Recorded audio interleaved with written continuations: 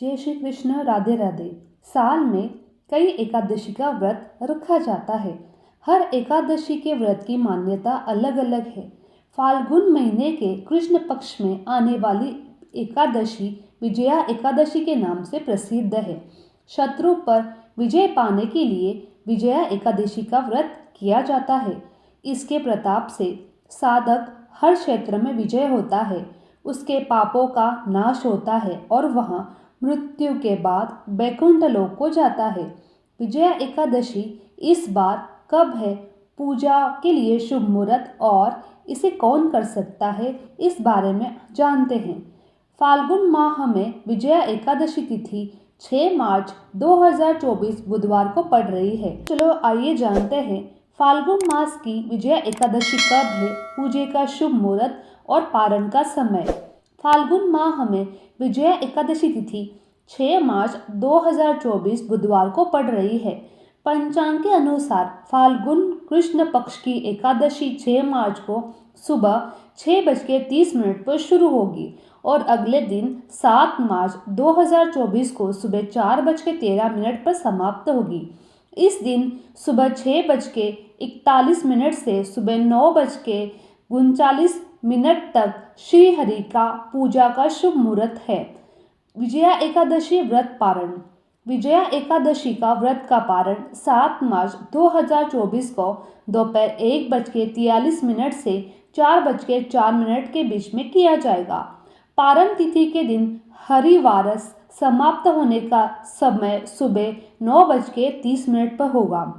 विजया एकादशी व्रत कौन कौन कर सकता है?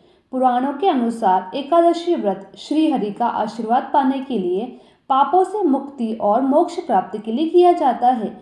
एकादशी का व्रत कुंवारी कन्या, सुहागन स्त्री पुरुष कोई भी कर सकता है। इसे मानसिक, शारीरिक और आत्मिक स्थिति अच्छी बनी रहती है। एकादशी के दिन सुबह से निराकार व्रत का संकल्प लेकर शुभ मुहूर्त में विष्णु जी की पूजा करें। इस दिन पीले रंग के वस्त्र पहने। एकादशी व्रतधारी को रात में सोना नहीं चाहिए। यह तिथि बेहद पुण्यदायी होती है। इस तिथि को पूरी रात भगवान विष्णु के भजन गाने चाहिए, मंत्र या आरती करनी चाहिए। भगवान विष्णु की प्रतिमा या तस्वीर के सामने बैठकर पूरी रात जागरण करना चाहिए।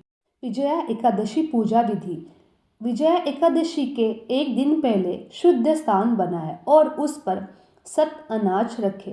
विजया एकादशी के दिन ब्रह्म मुहूर्त में उठे। इसके बाद पूजा के मंदिर को अच्छे से स्वच्छ कर ले, फिर उस पर सप्त अनाज रखें। इसके बाद वहां पर चांदी, तांबे या मिट्टी का कलश स्थापित करें। इन सब के बाद भगवान विष्णु की मूर्ति को स्थापित करें।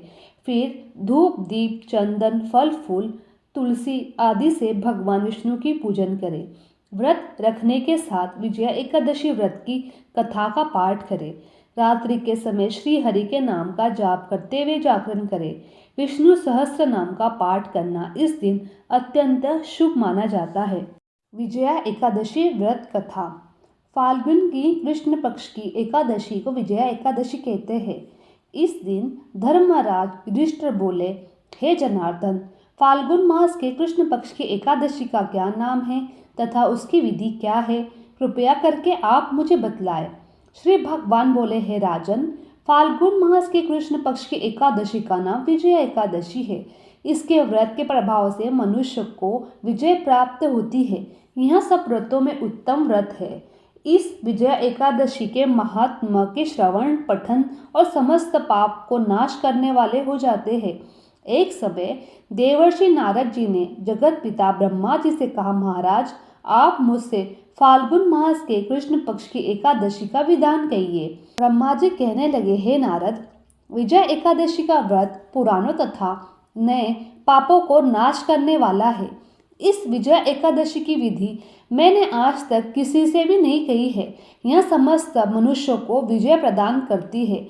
त्रेता युग में मर्यादा पुरुषोत्तम श्री रामचंद्र जी को जब 14 वर्ष का वनवास हो गया, तब वे श्री लक्ष्मण तथा सीता जी सहित पंचवटी में निवास करने लगे।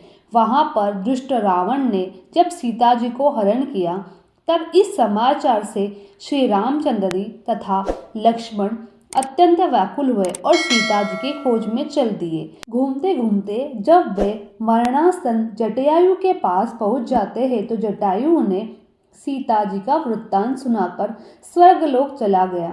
कुछ आगे जाकर उनकी सुग्रीव से मित्रता हुई और बाली का वध किया। हनुमान जी ने लंका में जाकर सीता जी का पता लगाया और उनसे श्री रामचंद्र जी और सुग्रीव की मित्रता का वर्णन किया। वहां से लौटकर हनुमान जी ने भगवान राम के पास आकर सब समाचार कहे।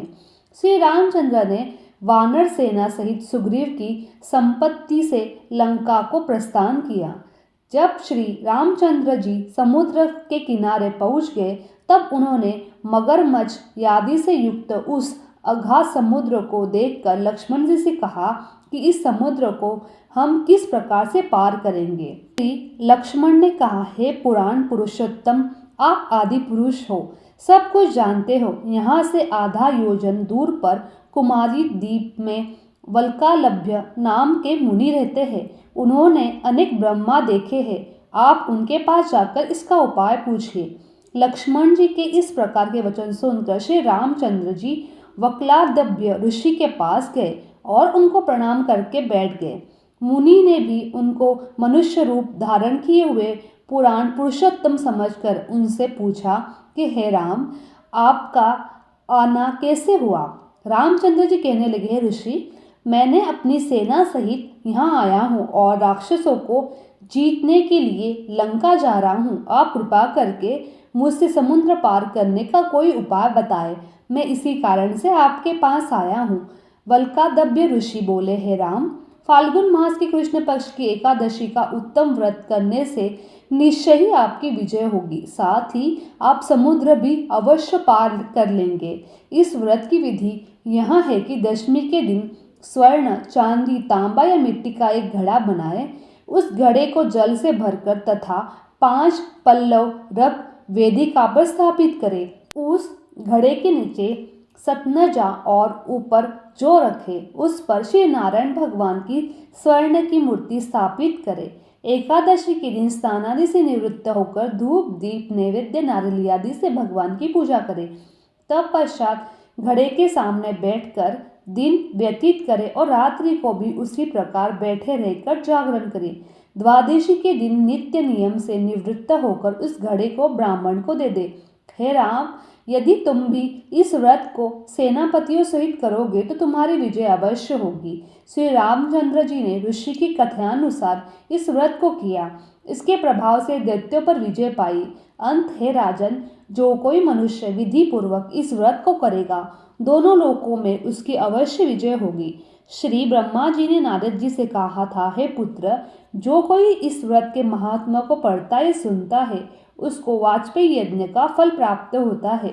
बोलो जय श्री कृष्ण हरि। मेरी ये वीडियो आप लोगों को अच्छी लगी तो मेरे चैनल को लाइक, शेयर और सब्सक्राइब करना ना भूलें। आप सभी का धन्यवाद।